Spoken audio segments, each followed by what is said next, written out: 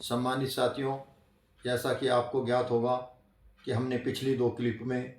Vote के अधिकार को लेकर चर्चा की थी और विषय था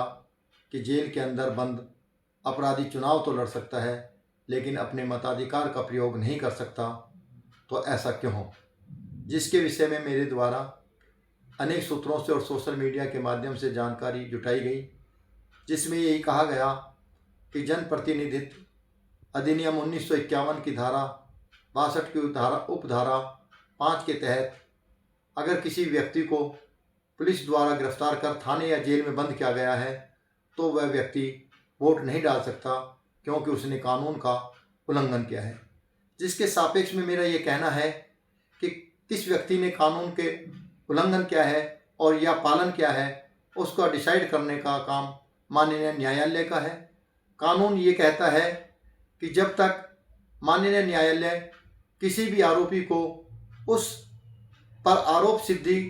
का निर्णय नहीं लेते हैं, तब तक वह हर आरोपी निर्दोष होता है। तो फिर ऐसा क्यों कि उसे वोट के अधिकार से वंचित रखा जाता है। ठीक इसी प्रकार साथियों, कानून ये भी कहता है कि हर अपराध की सज़ा निर्धारित की है, लेकिन वो कौन सा सज़ा है, वो कौन सा अपराध है जिसकी सज़ा हमें वोट के अधिकार से वंचित कर निर्धारित की गई है। तो इसका उत्तर कुछ नहीं है, लेकिन फिर हमें अगर मताधिकार से वंचित रखा जाता है तो ऐसा क्यों। साथियों, इसके अलावा कुछ और तथ्य भी मेरे सामने आए हैं, जिसमें बताए गए हैं कि संसाधनों की कमी की वजह से, परिवहन की वजह से और अधिक खर्चा होने की वजह से या सुरक्षा की दृष्टि से या राजनीति में अपराधीकरण को रोकने के वजह से आदि अन्य तथ्यों के कारण व्यक्ति को जो है वोट के अधिकार से वंचित किया जाता है। जबकि साथियों, मेरा ये कहना है कि अगर आधुनिक युग में ये कहा जाए कि संसाधनों की कमी से या परिवहन की कमी से वोट के अधिकार से वंचित किया जाता है, तो यह एक हास्यास्पद बात होगी, क्योंकि आज का आधुनिक और तकनीकी युग में इन चीज़ों को सामने नहीं लाया जा सकता। और इसी प्रकार से अगर कहा जाता है कि सुरक्षा की दृष्टि से या जोखिम की वजह से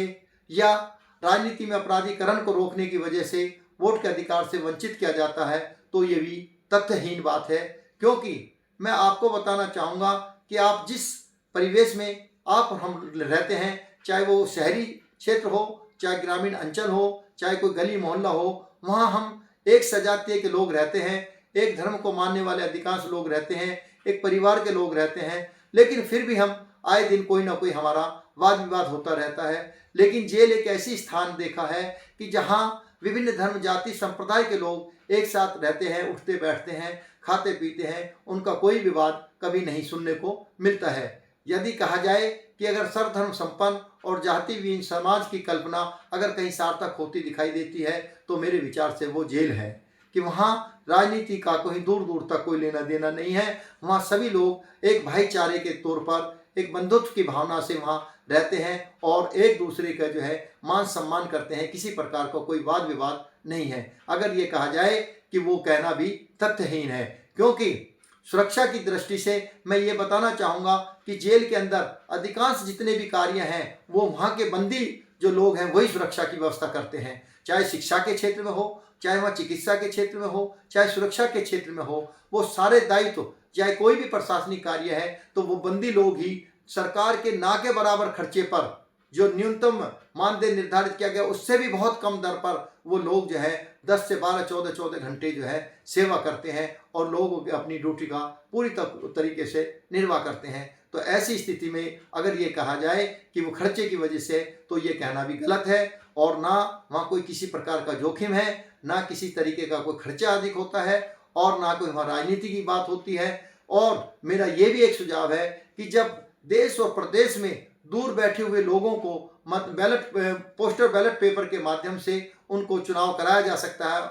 उनको इलेक्शन में वोट डालने का अधिकार दिया जा सकता है, तो जेल के अंदर क्यों नहीं, वहाँ भी पोस्टर बैलेट पेपर के माध्यम से चुनाव कराया जा सकता है। और मैं यही कहना चाहूँगा कि साथियों के आहार जो कानूनी अधिकार हमें मिला है, वोट का अधिकार मिला है, तो हमें ये वोट के अधिकार को जो है सरकार से निवेदन करता हूँ, कानून के विधि विधेयताओं से अनुरोध करता हूँ। मैं माननीय सर्वोच्च न्यायालय से निवेदन करता हूँ कि इस कानून को जो है, जो वोट का अधिकार है, और बंदियों को भी जो उसको वोट के अधिकार को बहाल किया जाना चाहिए, जो कि उनके लिए न्याय हित में होगा और राष्ट्र के हित में होगा। और संविधान निर्माताओं ने भी जो संविधान की रचना की है, उनको भी जो है, जो उन्होंने उम्मीद और आशा रखी है, तो उस पर भी जो है आप लोग अगर ये सहयोग करेंगे तो उनको भी इस कार्य पर आप खरा उतरने का काम करेंगे। तो ज़्यादा कुछ ना कहते हुए मैं साथियों आपसे यही निवेदन करना चाहता हूँ, यदि आप मेरी इन बातों से सहमत या असहमत हैं तो आप मेरे इसे